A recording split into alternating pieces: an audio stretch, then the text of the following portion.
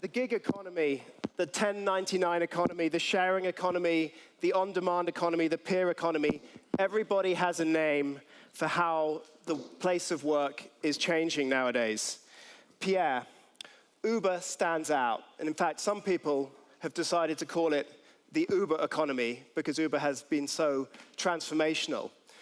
Now, Pierre, we're going to ask you to kick off and give your perspective on this. And it's a pretty unique perspective of someone who has both grown an important region for Uber. He runs Europe, Middle East, and Africa for Uber, but he's also found himself at the sharp end of the changes that Uber is pushing through in the place of work. He, as an individual, as well as Uber as a company, but as an individual, is in court or going to be in court soon in Paris, accused of breaking certain transport laws in the capital. So Pierre is in a very good position to give us a sense of how Uber is changing the world from a work perspective, but also how society, how vested interests and regulators are pushing back against that. So I'll give the floor to Pierre.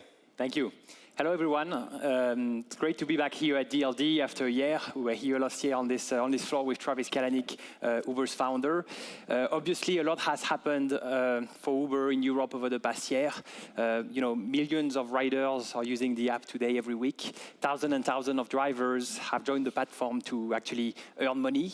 And I think it's fair to say, back to your comments, that we've not always gotten things right when it comes to dealing with governments. And I know a lot about that myself, as you've just pointed out.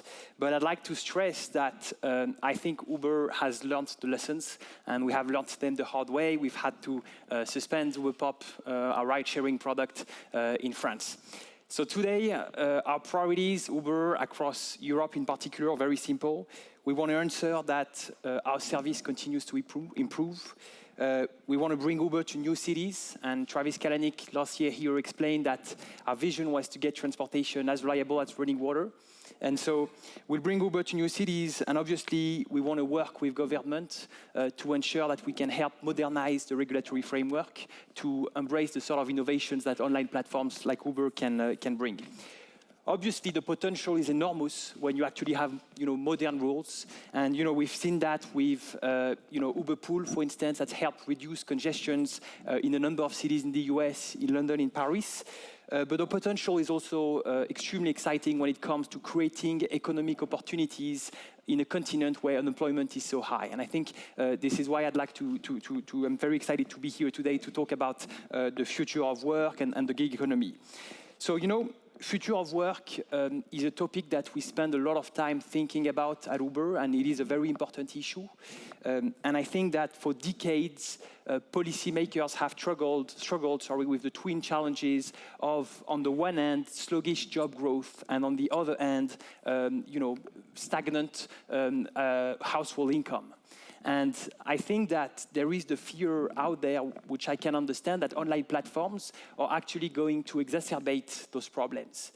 I personally think that the opposite is true. I think with online platforms, we have a great tool to actually help address some of the underemployment problems, and they can help micro-entrepreneurs get started. And Samuel will talk about that later on. Looking at platforms or markets like eBay, Amazon, Etsy, I think it's very obvious that by connecting buyers and sellers, they've created a ton of new opportunities for startups.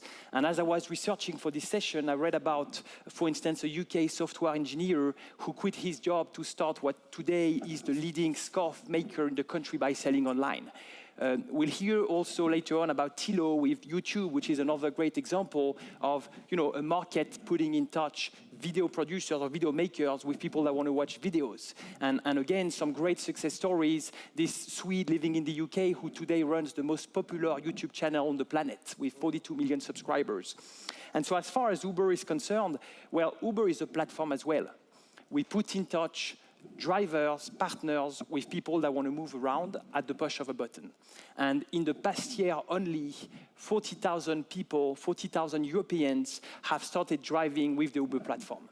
So why is that? Actually, if you ask drivers, and we do ask them a lot, we do a lot of surveying, the number one reason why they'll tell you they've joined Uber is the flexibility and the empowerment of being their own boss, of not having set hours. And I think, this is not too surprising when you think that across Europe, 40% of people actually would want to be self-employed, when actually 14% of people are self-employed. So clearly, when we speak to partners, when we speak to drivers, we really feel and see through a ton of stories that flexibility and independence matters a lot. And with Uber, as I just explained, there's no schedule. You're essentially fitting life around work and not the other way around. And again, hearing every day, and I think that's what makes it super exciting to work in a company like Uber, we're hearing every day stories about people, for instance, a partner in Amsterdam that's actually paying for his studies while driving Uber. Or, this driver in the UK who's, values Uber's flexibility while he takes care of his son in hospital. So there's numerous of stories like that. And I think in a world like the world we live in, where unemployment and underemployment is still so high in many places, I think that Uber and online platforms like Uber, can actually provide a path back to work. And I'll give one or two examples here. In Egypt, for instance, 40% of the partners that are driving today on Uber were unemployed before joining Uber. In France, that number is 25%. One driver out of 4 was out of job before joining Uber. And actually, 85% of the people that are joining the platform today in France are actually below 35 years old. And the vast majority of them come from, the most challenged part of the city. So obviously, an interesting opportunity, talking about Europe specifically, 10% unemployment rate right now. In some countries across Europe, the unemployment rate is even 50% for young people. And so obviously, online platforms like Uber are providing alternatives that the job market simply can't offer, that are not available elsewhere. And so I'll just conclude here by saying that, first of all, we are helping create flexibility and independence for people that want to be their own boss. And I think this is something that we should celebrate. And I'll just conclude by quoting Emmanuel Macron, who, the French economic minister, who recently said, talking about Uber partners and Uber drivers, he essentially said that people that are often the victim of exclusion chose individual entrepreneurship, because nowadays, for many young workers, it's easier to find a client than to find an employer. Thank you. Thank you. So Uber obviously has generated a lot of jobs, and that's fine. Britt, can we hear from you? You run a very different business, probably a little less confrontational business, and you bring together largely women with ideas to share through your site. You have a lot of traffic, a lot of connections. Can you give a sense of those people who are on your site? What are they doing? Are they building a livelihood on it? Are they doing it as a hobby? Just give us a sense of that.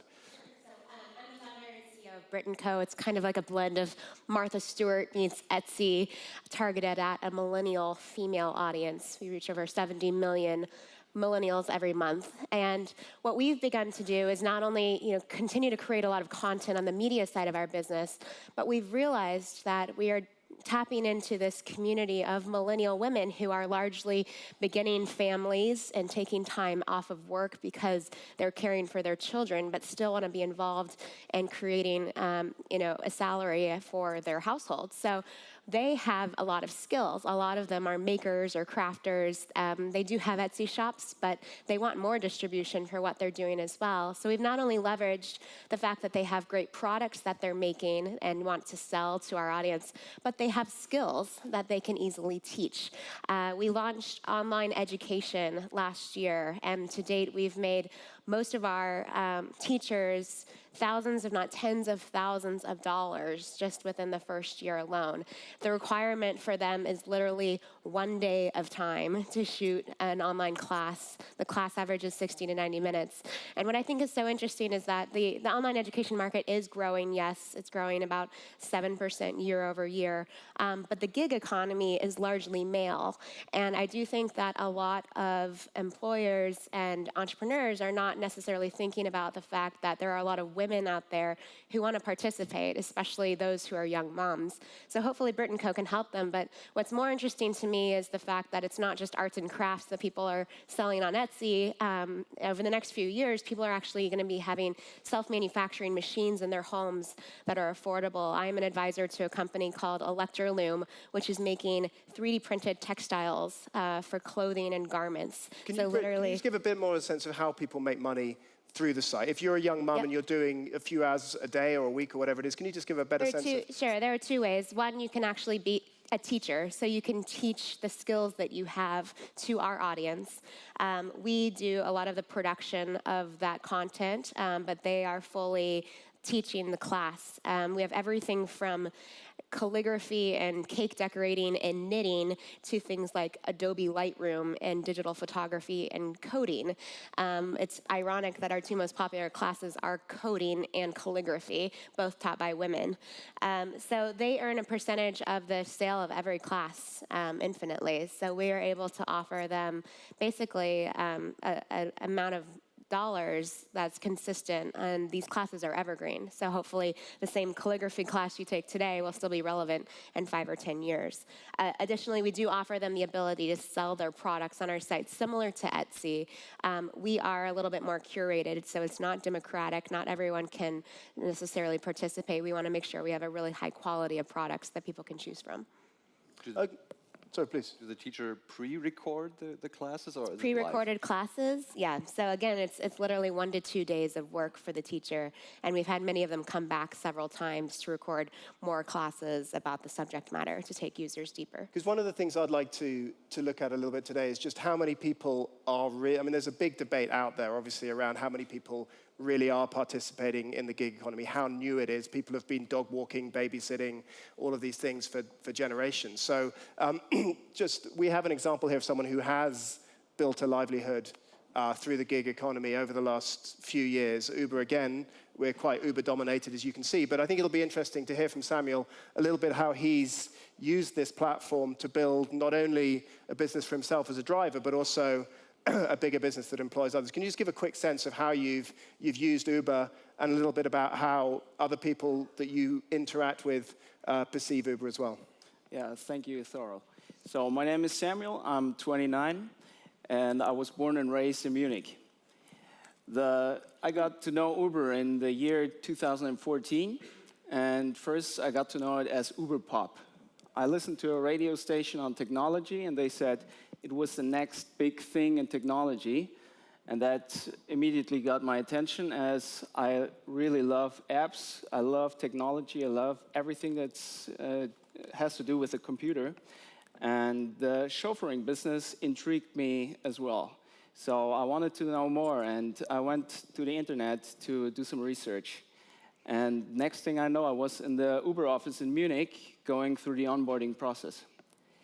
That was a stage in my life where I had some hours to spare, and some money wouldn't hurt either. So I decided, why not give it a try? So I started with the Uber Pop platform. And, well, there were two things actually that I enjoyed very much. It was the flexibility that I had. In that year, I married, and it was great that I could put the time where I worked around the time with my wife.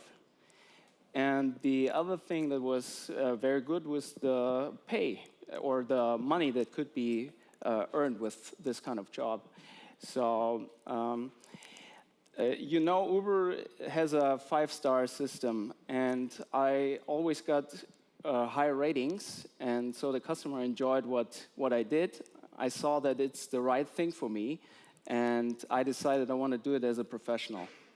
So just give me a sense. So since you started, what's happened to the economics of being an Uber driver? I mean, as more and more drivers have come into the system, has that driven down how much you earn? What is the impact of that? I see it differently. I see the more drivers there are, the more the waiting time and the time of going to the customer goes down. So actually, the demand did not go down. So the amount of money I could earn was higher than when there were less partners. Because in the beginning, I was pretty much starting when Uber Pop was starting in Munich. So I saw that there were more and more partners coming to the system, and the benefit was that the waiting time and the time to go to the customer decreased. So you've gone on to take on, I think, 3 or 4 cars, is that right? Yes. So you own 3 or 4 cars, you have drivers driving for you. Yes. So you've obviously been someone who's a success story on Uber.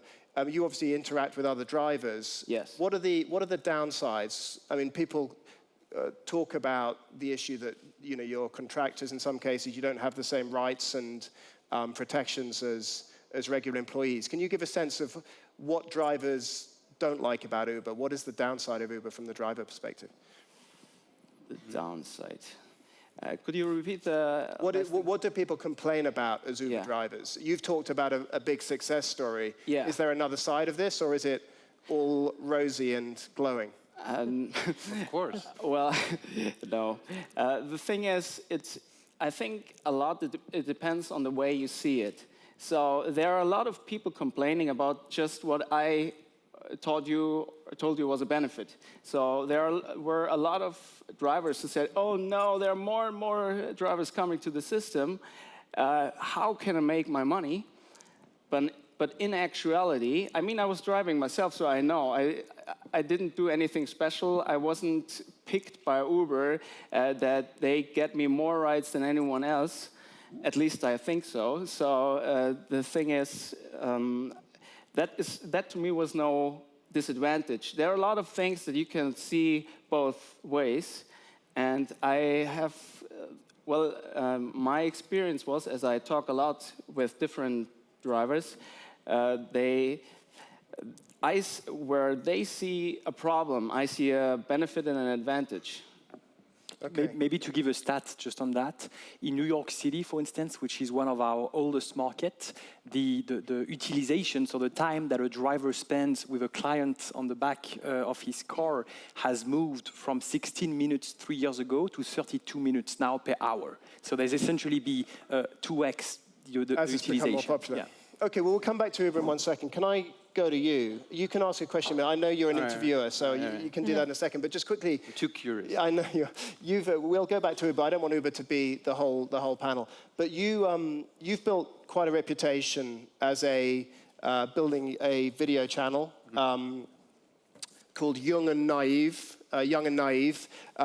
which is Tilo goes out and interviews politicians and asks naive questions, let's say, a little bit like Ali G in the UK back in the day, less comic, but he asked questions to really tease out what's going on. Highly popular. I think you had 40 million views last year, which is phenomenal. But I'd love to hear from you.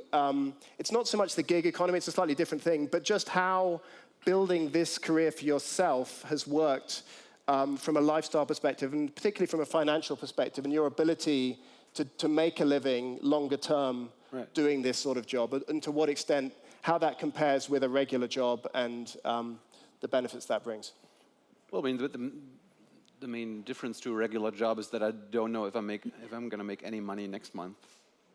I mean, our entire business model, I don't know if you can even call it that, but we say we do what we want. We talk to whoever we want, we produce whatever we want, and if you like it, you can support us financially or not.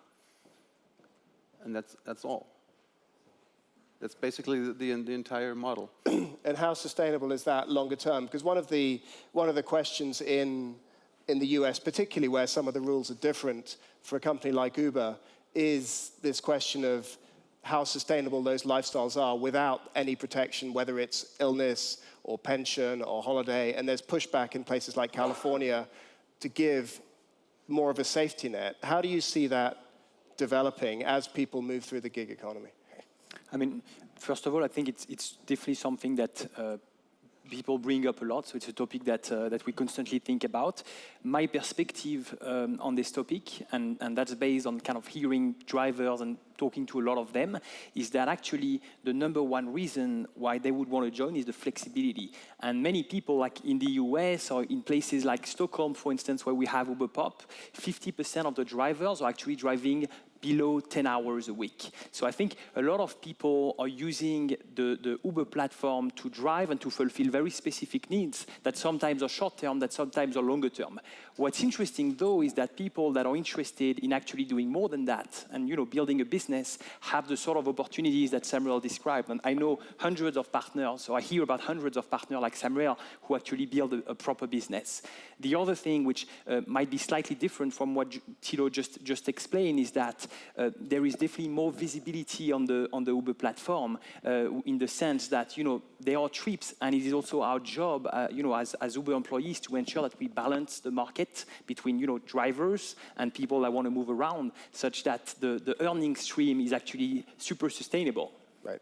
I mean, flexibility sucks when if I, let's say I get sick next month and I can't work for 4 weeks or I need a vacation. I know that I'm not going to make any money because people won't support just on a basis of, well, he will probably do more. They usually support on a spontaneous basis, like, oh yeah, I like that. Keep going.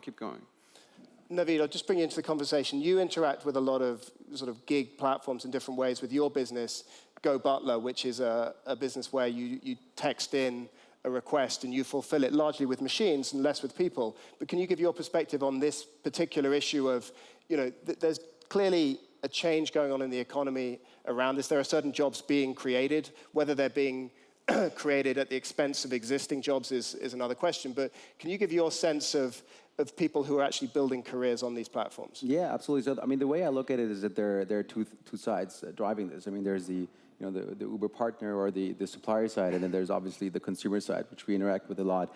And I think what we're seeing on the consumer side is, companies like Uber, have been driving this convenience trend and everything getting a lot more efficient. And I think that's great, and a lot of respect for Pierre going through even personal struggles for this, because I think this is really shaping what a lot of other companies in the tech world are doing. And this trend in the consumer market is obviously leading to everything needs to be more convenient, everything needs to be more efficient, right? So the way I look at it is there obviously there's this temporary question around what is the right worker model? Is it 1099 or W2 in the US, or should there be a new one?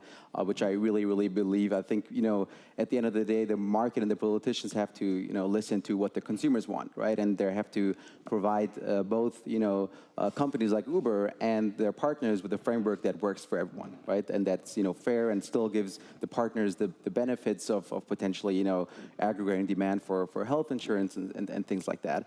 But the question that I ask myself really is, I mean, we're developing AI, right? So is this really only a temporary question that we're addressing here for the next 5 to 10 years, which the right worker model is?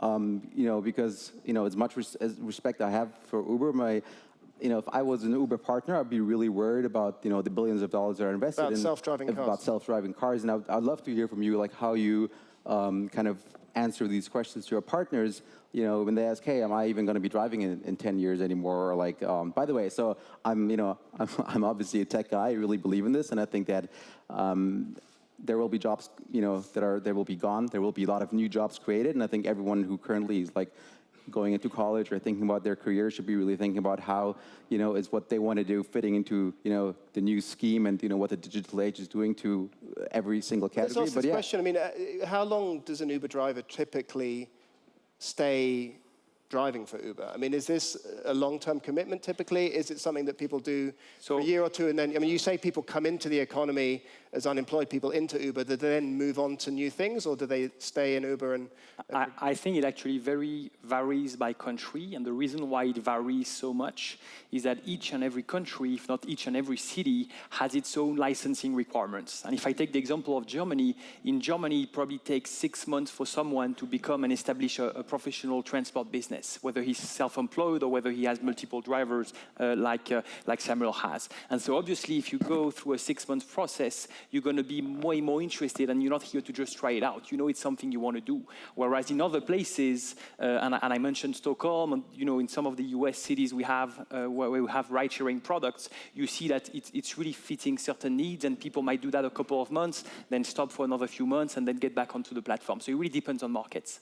Okay. Britt, when you look at your platform, the people who are on the platform, are they doing this more as a hobby? Is it really their livelihood that they are relying on? What is the sort of makeup of that audience? Because there is this question for me around to what extent the gig economy is a lifestyle choice, is an opportunity to pursue what you love and make money out of it, and to what extent it's actually, to your point earlier, that the economy is difficult in some places, coming by work is difficult, and people are actually being forced to take on these jobs under different conditions that they might not otherwise choose to do. So how do you see that? It's definitely a combination. So we're seeing some people that are going into this full time, and others that are tinkering with it after work, or during their maternity leaves, or while they're finishing their business degree. What I think is interesting is that there are more distribution platforms for e-commerce companies now, and new marketplaces outside of even just Etsy, where all of these makers are able to sell their goods and teach their skills. So once they have figured out how to infiltrate these marketplaces, they're seeing that they can make a sustainable business out of this. We've sold out some people who are doing this part-time, so that literally we sold tens of thousands of dollars of their stuff, and they literally had no inventory left. They decided to quit their full-time jobs to go into this permanently because they realized there was demand for the thing they were making. So I think it's almost like they're testing the waters to see if the products that they're making work for the audience in the market, and then they're a little bit less risk averse to take the big leap into doing this full time.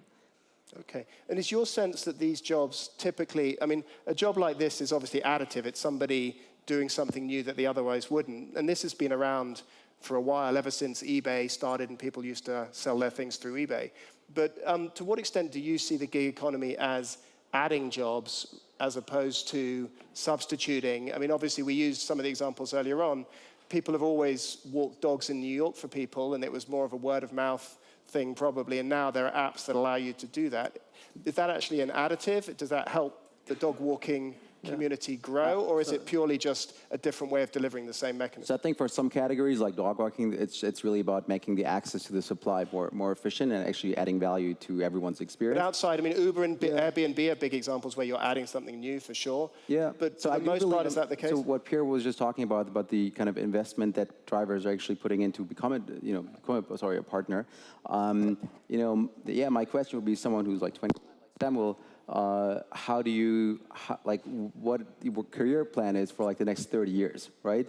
I'd love to, I don't want to be confrontational, I'd love to ask you how you would answer, me the question as a partner, say, hey, you guys are investing billions of dollars into self-driving cars, what am I going to be doing? Especially, maybe not in Munich, but at least as a SF or New York Uber driver, what am I going to be doing in kind of 15, 20 years? And so... Well, let's ask Samuel, because he's the guy that's going to need to be driving in 15 or 20 years. As you know, I employ full-time employees driving on my cars. So I'm a business person, and my first perspective is that I want to continue the business with transporting people from A to B.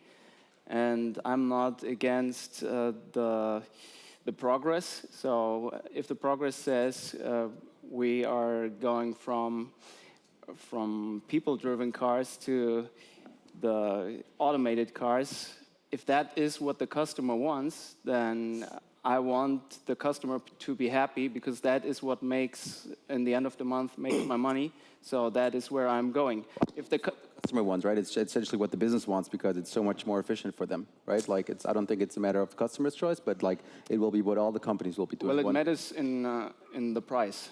So I think it will get cheaper. So maybe I can just share words on autonomous vehicles, because I think it's a very important topic. Yep. Obviously, as much as you like technology, and I do like technology as well, technology innovations often change lives of people. And I think in the field of autonomous driving, there are very interesting opportunities that can change lives. And you take example, like 1.2 million people are dying in car accidents every year. That's the first thing. There's also the potential that you could imagine with, sorting out congestions in cities and a lot of things like that. So obviously, I think the innovations like self-driving are extremely interesting from what they can bring to people. And as a technology company, I think it's our duty to, get those into consideration and not try to escape the future, because otherwise you one of quickly the become things that you irrelevant. as a company have talked about is your ability to create jobs. Yes. And I think Travis was here last year talking about, I forget the number, but the 50,000 jobs that he was going to create this year in Europe. Self-driving cars clearly is going to take that in a slightly different direction. Yes. Now, what you need to see is, would you have guessed 15 years ago that people like Tilo would be making money on a platform like YouTube? No. So it's always very difficult to, I definitely understand the anxiety, and it's a fair one, but I also see how innovations can actually reallocate money to other parts of the economy. And if tomorrow people are able to move around at twice the price that they used to, obviously that's money that's coming back into the system. And there's many opportunities that will emerge that are very difficult today to think through for people to actually, make a living. So this looks like it's turning into an interrogation of Uber. I think Tilo has a question that he wants to put to you. I'm kind of wondering, if you think of self-driving cars and think of Uber as a company, I would totally go for the self-driving cars at some point, which makes me wonder if you just grow your business on the back of your Uber partners, because in the end they will lose their jobs because nobody will need to drive a car anymore, and Uber is going to be as big as Apple or something. So, again, it's a difficult question, but whether it's an easy question. Whether Uber or someone else, there's probably 7, 8, 10 companies today that are heavily investing in self-driving cars. So you have Google, you have Apple, you have Tesla. And that's great for you. And others are investing, so you can make more money without the drivers. But Tilo, are you not excited about saving 1.2 million lives every year? And obviously, I think that's a different question. I think what Tilo's getting at is that who knows whether you're taking people into your ecosystem. People are coming and driving for you. And his question is more around, what responsibility do you feel to these people over time as employers? I mean, you're not officially employers in most cases.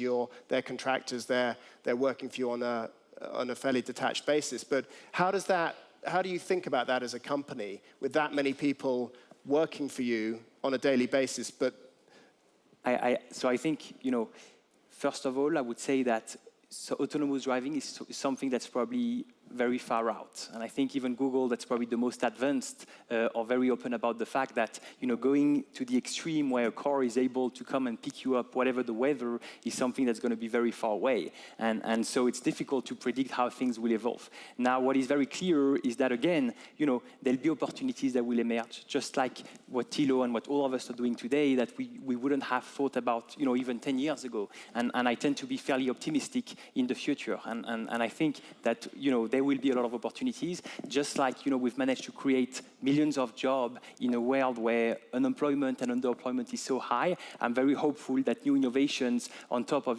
serving consumers can help create new opportunities. I'm going to ask one more question, and we're going to throw it open to the audience. We've got about 10 minutes, 15 minutes left.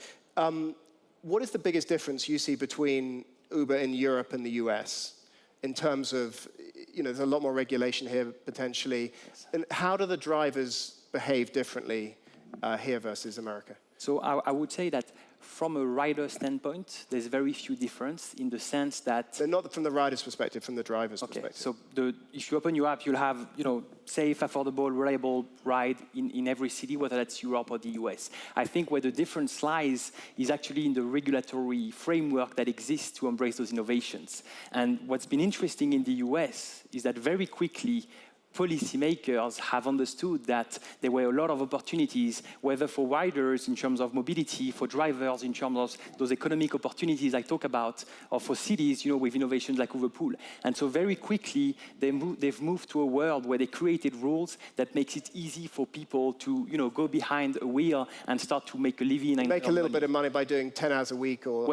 Exactly. Whereas I think in Europe, it's actually taken longer, and we start to see some good momentum now But I think it's actually taken longer, and the fear of what that means for incumbent player is something that to some extent have paralyzed a bit the reforms on the field of transport rules. And how much are you seeing of that in France? I mean, you're obviously going to be in court on the 11th of February.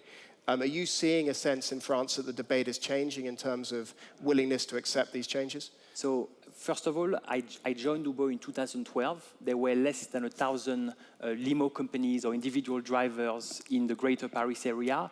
Today, there's probably around 15,000 people that are driving in the greater Paris area. And that's something I'm proud of, and that's something that every Uber employee in France is proud of. The second thing is when it comes to regulatory reforms, what we're seeing in France is new rules have emerged since Uber arrived in France, and those rules have actually started to make it harder and harder for people to become drivers. And so but is there a sense that's changing? And there is a sense that's changing to the point where there's actually discussions now to lower those barriers again, because obviously, and I think Emmanuel Macron has shared it very openly, everyone understands that in a country with 10% unemployment rate, who would want to block the sort of platform like Uber that has the potential to create so many jobs? Great. We've got a few minutes for questions. Has anyone got any questions for the panel?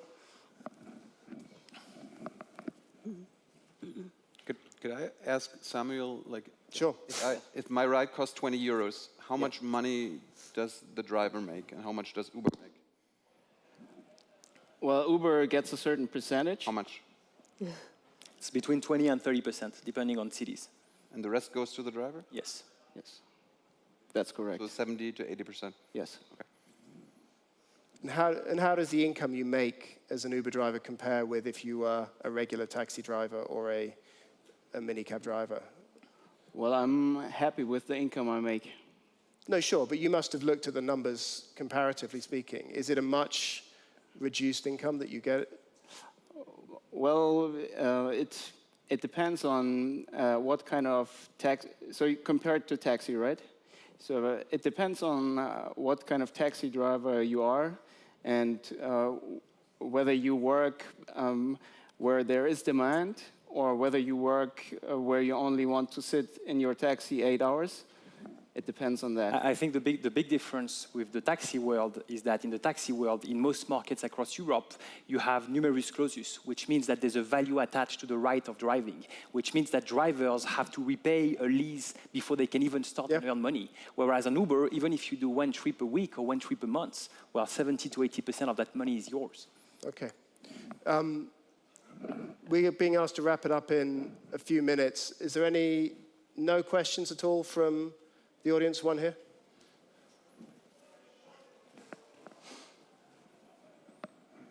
Hi, my name is Marco.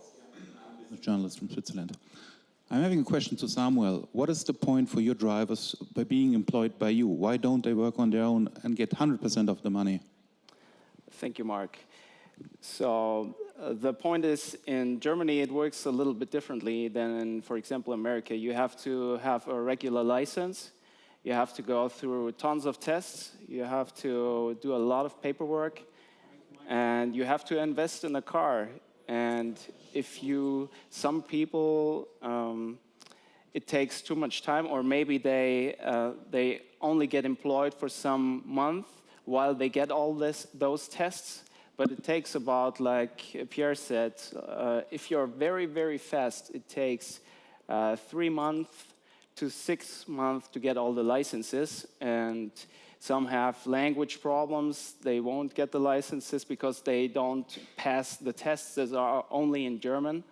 So that's why they So it's another problem that they can't buy a car. I mean, you have to have a car to be joining Uber, and someone who's built up some capital to be able to do that, if you just show up as a driver, presumably that's a little more challenging. And what we observe is that for a lot of drivers, joining a small transport company like Samuel's one is a first step into the job. And all those persons, while they drive, they're actually trying to pay for those very lengthy training that will mean that they can eventually have their own business. And this is something we don't really see in the US, at least not to the same extent, because obviously the constraints on setting a transport business are way lower. Anything else? I'm just going to ask, can I just ask one final question, which is, and maybe to Tilo, just as somebody who's built a great brand for himself, to what extent is a lot of this, and we've seen Samuel as well, an opportunity for those who are very talented, highly motivated, and able to be entrepreneurial and build these brands. And for those people, it's this fantastic opportunity to match their services with a bigger audience of people. At the bottom, is it much more, though, a driving down of wages? I mean, what's your perception of that? I think so. I totally think so. I mean, I'm kind of baffled by this whole model. I mean, I rarely thought about Uber so far, but I was kind of wondering why Samuel isn't like creating his own company and just gets rid of Uber altogether and just does his own app. I mean, this could be. Well, maybe that's what he'll do when self-driving cars come in later on, and he doesn't have that potential. But. Right. But I mean, what was the question again? All right. Thank you very much. Appreciate it. Thank you all. Thank you. All right.